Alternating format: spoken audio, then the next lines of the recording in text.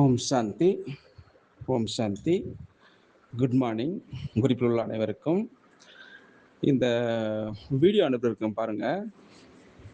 இது வந்து எங்கள் சென்டரில் மார்ச் ஃபெப்ரவரிலேருந்து ஃபெப்ரவரி, மார்ச், ஏப்ரல் கிட்டத்தட்ட 3 மாதமாக காலையில் 5:30 கிளாஸ் வைக்கிறாங்க.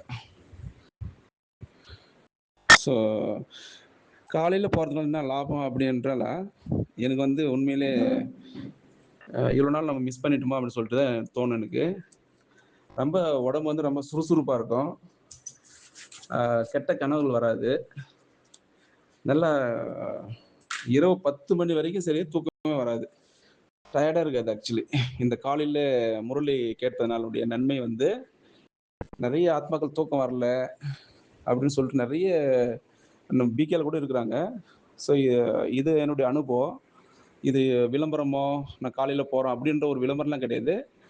இது போக முடியாதவங்களுக்கு பாபா குழந்தை ஆனாங்க. பட் அதனுடைய மகத்துவம் தெரியாதவர்களுக்கு இது ஒரு உபயோகமாக இருக்கும். ஸோ முரளி படிப்பதனால வந்து அவ்வளோ லாபம் இருக்குது. இவர் பிரதர் வந்து நட்ராஜ் பாய் கிட்டத்தட்ட 30 வருஷம் மேலே இருக்காரு.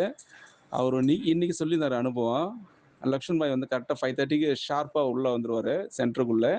நான் அதுக்கு முன்னாடி 5 o'clock ரெடியாக இருப்பேன். ஆனால் வந்து சேஃப்டி அதனுடைய காரணத்தினால வந்து 5:30க்கு போகக்கூடிய சூழ்நிலை இருக்குது. அவர் சொன்னார் அனுபவம். நான் 20 வருஷத்துக்கு முன்னாடி வந்து கல்யாண் நகர் பெங்களூர்ல இருக்கு. நாகரத்னா தீதி வந்து 5:30 கிளாஸ் எடுப்பாங்களாம் வந்து. இப்போ நீ நான் வந்ததை பார்த்துட்டு என்னுடைய பழைய நினைவுகள் எனக்கு வந்தது.